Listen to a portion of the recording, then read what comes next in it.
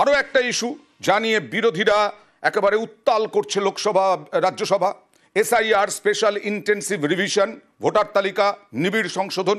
এই নিয়ে মমতা বন্দ্যোপাধ্যায় প্রথম সুর চড়িয়েছিলেন এবং বলেছিলেন নির্বাচন কমিশনের ঘেরাওয়ের হুঁশিয়ারি। আজকে এই ইন্ডিয়া জোট, এই বিরোধীরা তারা এবার কমিশনে বিক্ষোভের তোড়জোড় শুরু করলো এসআইআর ইস্যুতে।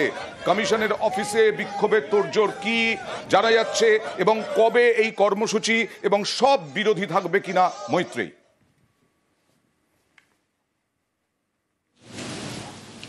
দেখো, আজকে বেলা 10টায় ইন্ডিয়া জোটের যারা পার্লামেন্টের যারা লিডাররা রয়েছেন তারা আজকে বৈঠকে বসেন এবং সেখানেই আমরা সূত্র মারফত জানতে পারছি এই বিষয়ে চূড়ান্ত সিদ্ধান্ত নেওয়া হয় যে এসআইআর নিয়ে একেবারে লোকসভার ভেতরে বাইরে যেরকম সুর চড়াচ্ছে বিরোধীরা, তার সঙ্গে সঙ্গেই কিন্তু এবার একেবারে ইসিআইএ অভিযান করার কথা কিন্তু তারা সিদ্ধান্ত নিয়েছেন এবং সব ঠিক থাকলে আগামী সপ্তাহে একদিন ঘেরাও অভিযানের ডাক দেবেন ইন্ডিয়া ব্লকের যারা জোট শরিকরা রয়েছেন তারা।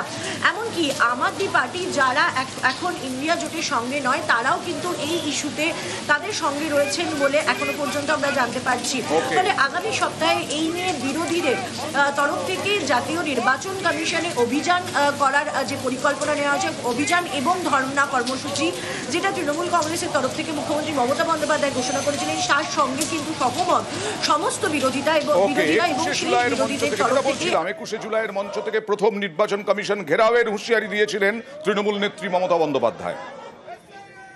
हम इलेक्शन कमीशन को चेयर को रेस्पेक्ट करते हैं, लेकिन जैसे बिहार में 40 लाखों का ज्यादा आदमी को नाम निकाल दिया और बंगाल में भी करने वाला है, अगर करेगा तो घेराव कर्मसूची करेंगे, पूरा घेराव होगा, पूरा आंदोलन होगा।